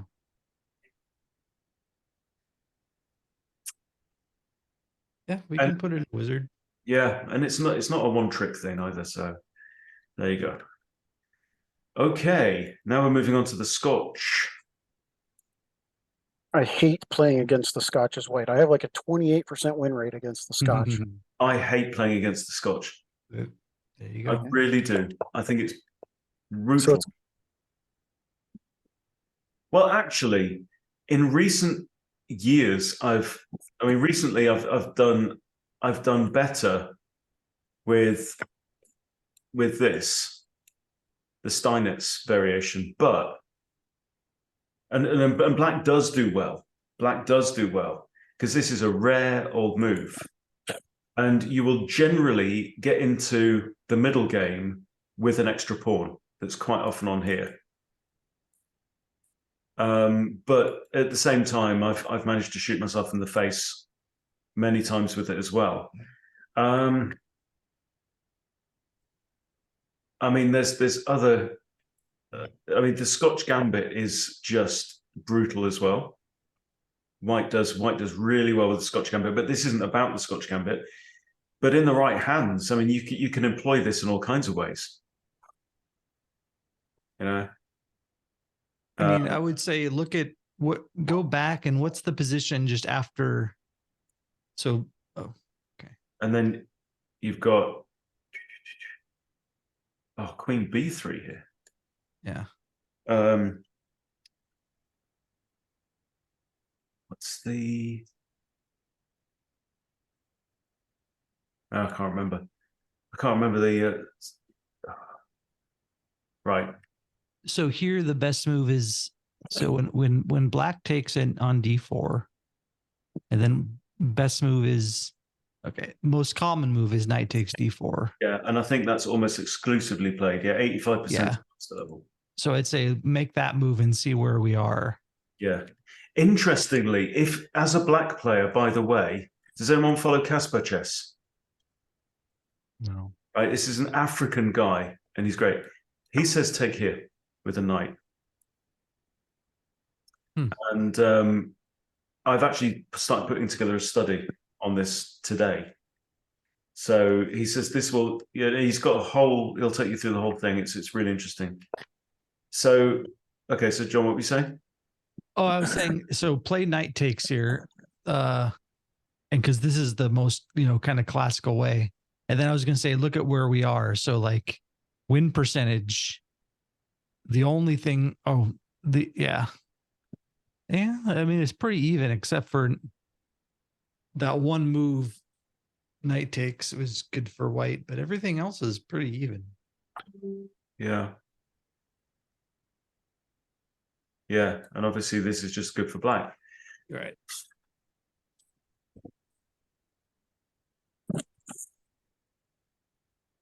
Tough one. Yeah, I'm thinking, what's the personality? Is it? I mean, for what it's worth, Hikaru recommends this. He's like, everybody should play the Scotch. It opens up the center, gives you easy development. Like not everybody, but like beginners. Like this is where you should start. Yeah, I think he said he played it all the way till he was 2000 or 2200. Yeah. My hunch is it's not played at the very highest levels so much. Yeah. Yeah, Craig said in the chat, natural to score less than 50% with black. Yeah, I was just replying to James. Okay. But yeah, the Scotch is pretty. I think it's pretty decent for like lower level or even, I mean, at any level. But I know it's less popular at the top level. But it can be quite open, tactical. I know you, Ben. I think you used to play Scotch Gambit at some point, or I've seen you online. Yeah, the Scotch Gambit and Haxo Gambit, and Yeah. and like I say, like Tucker says, we hate to face the Scotch.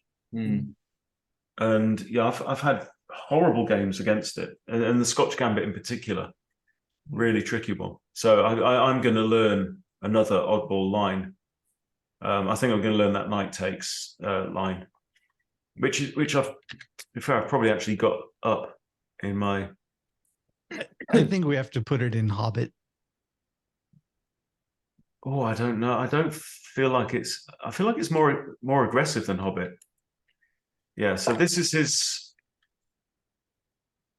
So against the Scotch, he's saying knight takes, and if knight takes.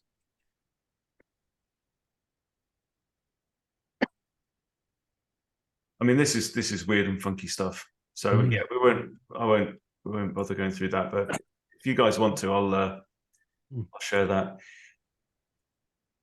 No,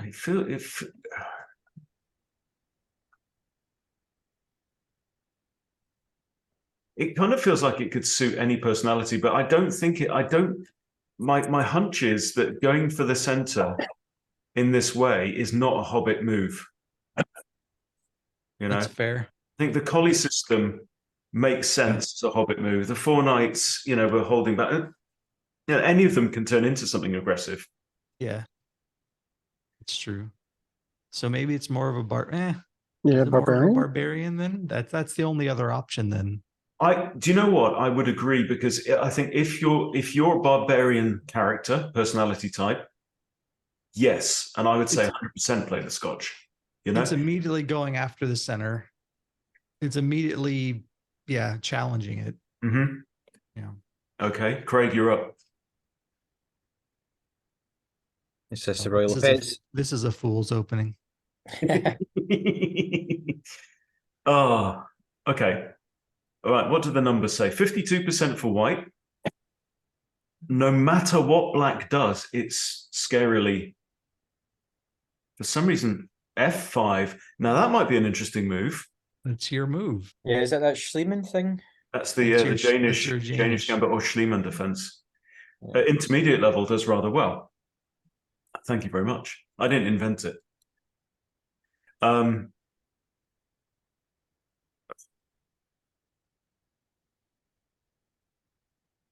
Okay, what's the personality of the Spanish Craig? I think it depends which line you go for, because there's obviously the main line's very, very theoretical, but very accurate. It's like this is you'll see like World Championship games. This is played every game as white. Like that's happened before. Like even in the Magnusson Nepo game, I think the Royal Lopez was played virtually every time, or certainly the most common. Kasparov versus Kramnik was also a Royal Lopez virtually every single game as white. So it seems a bit less drawish actually than some of the lines that we've looked at. So is White's playing for a win with this, right? That's the idea. Yeah, yeah. I mean, but Yeah. you're kind of into wizard territory, because you've got to go and study the scrolls, you know, by candlelight for 30 years, locked in a dungeon to be able to under it. So it's a bit like the kind of the Open Sicilian, isn't it? Of Yeah, well, it is. That's it's quite often, like it's the most heavily analyzed E4 E5 opening. I think there's like 35 moves of memorization just for the main line before it branches out. I think the Najdorf is like maybe 20-ish, 25 or something. This is very, very heavily analyzed. That's why I just avoid it and just go for the exchange, because there's maybe half as much theory to remember. And like kind of like what James was saying earlier on, it's like a sideline where black, I think, only sees it like 1 in 7 times or something like that. So, or maybe at the lower level it's like 1 in 4 or something like that, but at the top level it's even less. nearly 50%. Yeah. They either retreat or they take, and that's it. Yeah. Well, obviously. And the capture rate is less and less the higher up you go, but Yeah. I still think it's nice and simple. You can't really go wrong with whichever variation you play. And we're aiming this at intermediate players. I don't think at the intermediate level you need to learn a ton of theory. I think Exactly. The most basic sense, it's just about, okay, you're pressuring E5. How do you increase pressure? Will you attack the knight, remove the defender? Yeah. So it's quite easy to get your head around why you're playing the Royal Lopez. So I think at least, like you said, you literally started with this on day one of your chess career, and you're still playing it now. And you're not bored. No, because I like it. I'm like, okay, that's me one, basically. Just because of the, obviously it's not quite that, because my win rate's maybe, I don't know, like 53, 54 probably. I don't know for sure, but it's just very, very comfortable because you always get the same kind of opening. You never get tricked or trapped. Do you play on Lichess? Yeah. Craig UK or Craig UK, yeah. So it does reasonably well for me. So yeah. So I don't know what my actual results will look like. I do play a lot of games with my coach, so maybe I'll get spanked like quite a lot. But I think broadly speaking, we'll see what that comes out as. But it's just really nice and simple to play. There's surprisingly a lot of decent tactics in the opening for white. And I don't think it found you. Yeah, Craig UK. Oh yeah. Yeah. So it's pretty reasonable. You get a nice end game, etc. So. Oh, It's indexing. Okay, There you correct. go. Is white. Okay, so after Yeah. A6, yeah. So A6 and then take. Yeah. So yeah, 50. Oh, 50-ish, go 52. back. Just go back. It's 100% of his games. One move. Always Yeah. takes. 93 Yeah. games. And he Yeah. always takes. Yeah. Yeah. I have experimented with going back early days when I was maybe 1500. Like whenever my coach used to do live observations of my games, I would do the main line to like show him that I'm not just taking the easy way out. But then I was like, nah, no chance. This is actually good. So then I was like, nah, this is what I've decided to play this properly long term. So Yeah. there's a lot of nice tricks and traps in the opening, and there's obviously a very nice end game, the Berlin end game, famously. So the pawn end game is basically winning. So In the yeah. exchange variation. Yeah, which is also identical pawn structure to the Berlin, which is a slightly different variation, but you arrive at the exact same thing. And quite simply, you're castled, they're not. Your plan is to open up the center before they get castled. And there's some tactics with the e-file opening up. Yeah. And again, even if nothing happens, you still have a better pawn structure, so the endgame is pretty decent. So you can see the win. Black does seem to do well. They do well against you, and they do well against lower rated Yeah, players. that's probably one of the trickiest variations. Mm. You play H3 against this one, and then some people go for this fishing pole, and some people just back up the bishop. If they back up, I just keep kicking it and then just take the pawn. Yeah, that is one variation as well. Yeah. Yeah. So how on earth do we categorize this as anything other than wizard? Yeah. Because I mean, if it's played repeatedly to death at the world championship level. Yeah, I mean, Nepo played it 6 out of 7 times. The only reason why he didn't play 7 out of 7 was because Ding surprised him with the French 1 game. Hmm. Yeah, it's pretty good. It's going to have to go in. It's going to have to go up there. Right up there. Okay. How are we doing on the clock? 13 minutes. The Okay. last one should be pretty easy, I think. Yes, I think so. Okay, the Trompowsky. You guys know this? I actually faced this over the board weeks ago.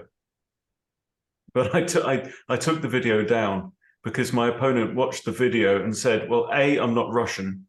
And please don't call me like sweetheart and darling or whatever on the video. Can you edit it? And I'm like, no, I'll just dump it. It's fine. Don't worry about it. I don't want to upset anybody. But no, I thought I'd asked her, are you Russian? At the start of the game. But no, she's not. She was half Belarusian and half Ukrainian. So it's like, no, mate, I couldn't be less Russian. Do you know what I mean? It's like, okay, so the Trompowsky.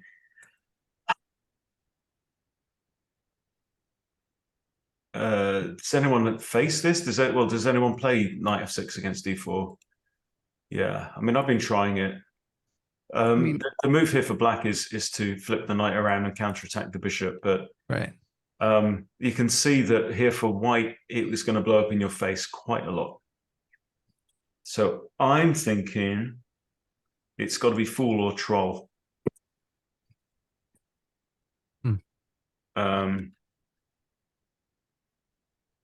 Probably troll. It feels like it's more like the Napoleon attack than the bird opening, because bird's opening is just... I don't think there's anything inherently wrong with it, but so I think that's probably a good place with it.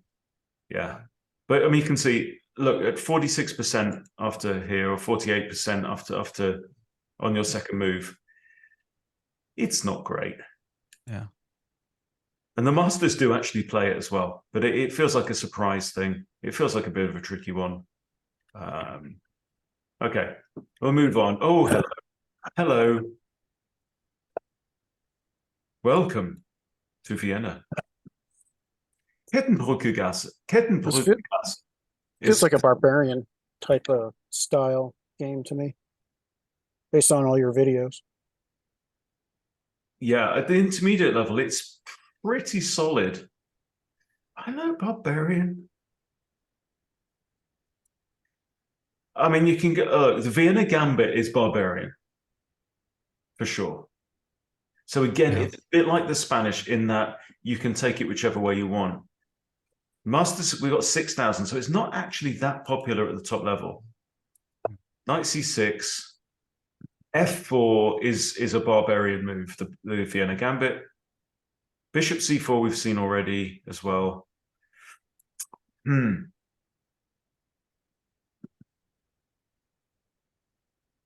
I remember, Ben, I remember when you started playing it, I had been just started watching your videos, and you put out a video saying, "Oh, look at this. This is really interesting." And I was so excited that it was that you were going to be playing it for a lot, because I had recently found it too, or started learning it too. But I don't know if I consider myself a barbarian. I don't know. I mean, Christina plays it as, you know, she picked it up from my videos, and I mean, she's definitely barbarian. Okay. She's a Valkyrie, the player. But then she's playing the Caro as black, so that seems a bit split personality to me. I don't know. What do you guys think? It's definitely slightly left field, but it's by no means unprincipled. Right. I mean, from basic principles, you're just defending your knight or defending your pawn on your second move, rather than attacking their pawn on their second move. It's the big difference. I don't know. Yeah, it's either Hobbit or Barbarian for sure.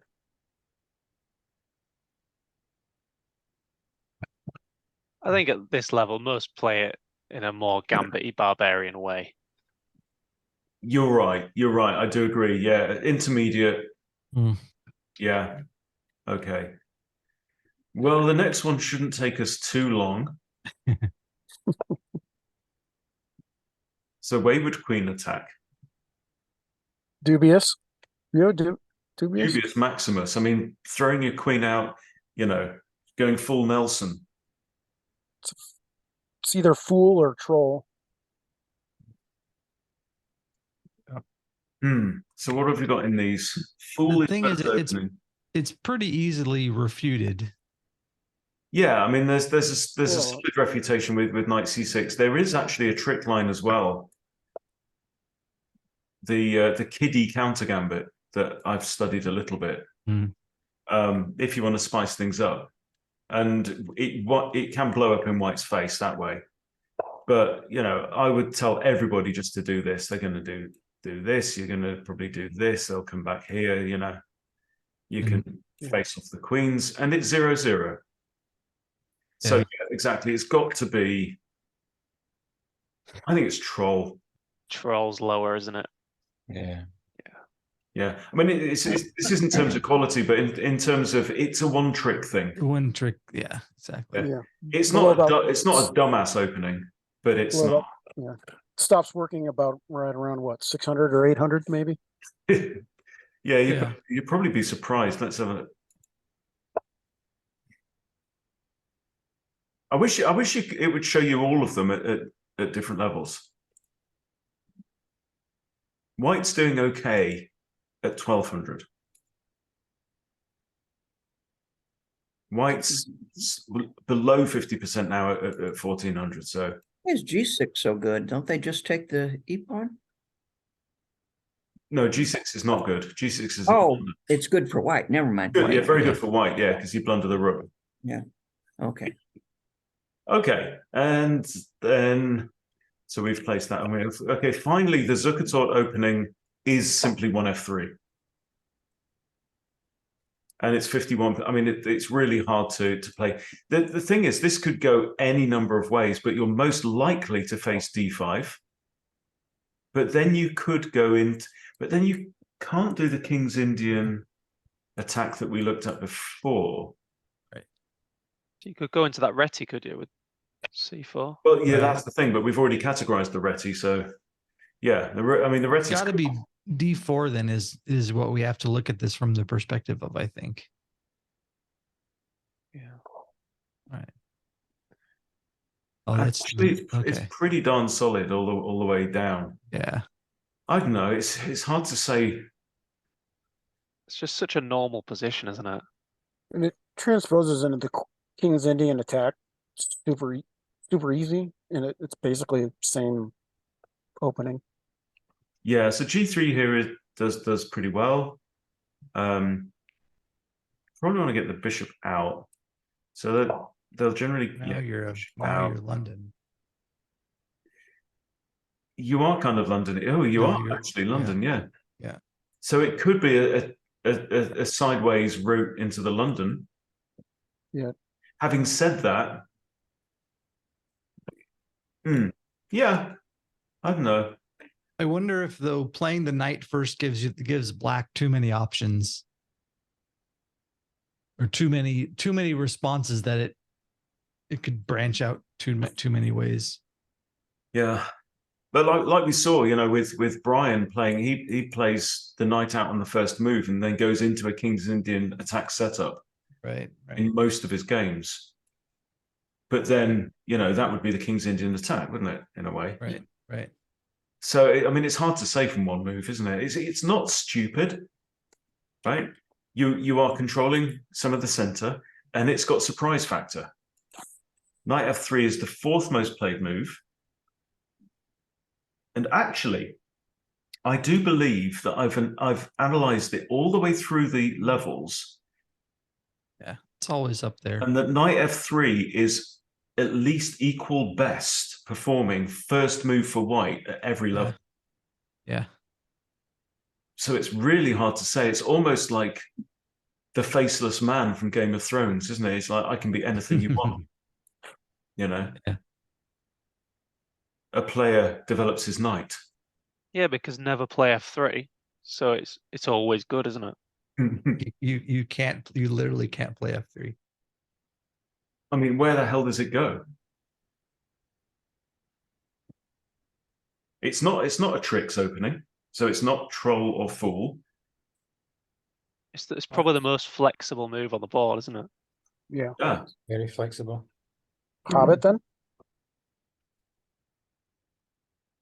I mean, it Or wizard? could become. It's almost an NPC in that it doesn't have a The personality. personality is NPC. I would agree. I would agree. Yeah. Wow. Okay, so what have we learned, guys? Is anyone inspired? I tell you what. Okay, so yeah, what surprised you today? Yeah, it's a good question. I mean, I think we were all surprised. I was surprised by the King's Indian and the Ready to see how well they performed in the database. But other than that, like I like the I don't see the Vienna as a barbarian opening personally, but that's just me. But like we're saying at this, what James said, at this level, it usually is because If you're most playing players are it going to for the play gambit. 3F4 and Yeah. go for the gambit. Yeah, it's a delayed King's Gambit, right? That's the idea. Yeah. Yeah. And this is the thing, and it really interesting. If you work through the Hikaru Levy series, they've got openings that are legendary at intermediate level and trash at grandmaster level. Right. And then, legendary at grandmaster level and, what is it? Really, bro. Really, bro. At beginner level, Yeah. So, yeah, you've got to take the context into account. Yeah. I'm happy to see the Jobava London up there at the top. The Catalan's kind of an interesting one, but, I mean, maybe one F3. Maybe one knight F3, not one F3 at all. One knight F3 could be a really interesting thing to study. This somewhat off topic, but when you started doing the English, looking at that, I seem to remember that somebody commented and said all of these eventually play C4 because you're looking at the knight F3 first, and somebody said all these transpose with playing C4 at some point. So they said, why don't you just play C4 first? Yeah. And that's how you got into the English. Yeah. Maybe my memory's wrong, but I thought you were looking at knight f3 first at that point. Yeah. The thing about the English was, it's like we went on a few dates and she didn't have any personality. So that's why she's in NPC. And, Right. it's like, there's nothing wrong with you. It's not you, it's me. It might be fun to play a bunch of games starting with knight f3 and just see where they go. See if black responds with knight f6 or if black responds with d5, or be interesting to see just where they end up. Yeah.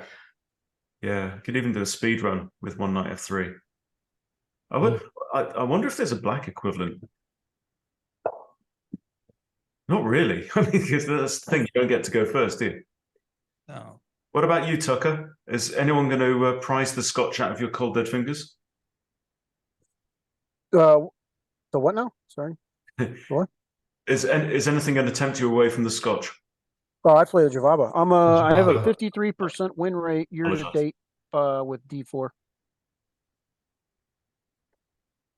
So Yeah. I'm sticking with Javaba as white, Oh, yeah, and yeah.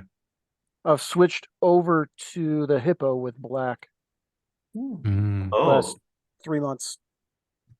Just Wow. like Colin always says, surprise your opponent and don't let them do what they want. Yeah. When I've got 28%, 32%, and 38% win rate against the Scotch, the center game, and the Vienna, I'm like, no, I'm going to play the Hippo, take everybody out of their openings that I suck against, and you're in my hands now, not yours. Yeah. So I've switched to the Hippo with black. So you fought And Big Chess Giant for that? yes, I bought his course. Love it. Yeah. Excellent course. And so I'm doing that with black. And then year to date, 53% win rate as white with D4, and I'm sticking with Jobava. Good call. Good call. I mean, personality-wise, wouldn't you say they're quite different? I mean, I know that Solomon Totally different. says, Totally people different. say the hippo is not aggressive, but the hippo kills more people in Africa every year than any other large animal. That's it. Yeah. Yeah. It's extremely setup based for the first 12 to 15 moves, and then it can become extremely aggressive after white doesn't know what to do. Yeah. I've had them resign on move 12 or 15 with 4 minutes on the clock because they can't figure out how to attack it because it's so solid. Super solid setup. So you're just annoying your opponents into submission. Yeah, pretty much. That sounds psychotic to me. I like it. Yeah. I don't know. This Reti thing is certainly interesting. Would any of you guys have a problem if I put this out on my channel? Yeah, that's good. Oh, this recording? Yeah. No, that's fine. Okay. I think it might be good. I think it'd be interesting to get get everyone's views on this, and maybe get votes to see if I could like throw out the whole repertoire and start again. You never know. Who cares? It's all. I'd like to see the ready. I'd like to see you play the ready. Yeah. Yeah. I feel like I'd need to practice it a bit. But absolutely shocking today. My brain just doesn't work today. I've played a bunch of Blitz games and I've gone down below 1250 in Blitz. That's like 300 points lower than I was a couple of weeks ago. But it's okay because you always bounce back. That's the thing. And maybe it's a good place. Maybe I'll just sandbag a bit and go down to 12. Oh, I can't say that on YouTube. But go down to 1200 and then do a Reti speed run from there in Blitz. That might be fun. But hey. All right. So, yeah, we're over 2 hours, guys. So, good session. Yeah, it was a lot of fun. Would you be interested in doing the same thing from the other side of the board? I definitely would be. I don't know about other people, but this is kind of fun for me. So awesome. Yeah. Awesome. Well, let's do that. We'll do that for black. And we might even do more than one video, with different responses. Maybe a D4, a 1D4 and a 1E4 video. Black versus 1E4 and black versus 1D4. Yeah. There's probably enough in that. And just go maybe a couple moves deeper as well in our next session. All right. Brilliant. Yeah. We'll leave it there. Perfect. Thanks, everyone. Thanks, everyone, for your input. It's been great. Yeah. And See you later. see you next Cheers, time. everyone. Bye. Bye. Bye.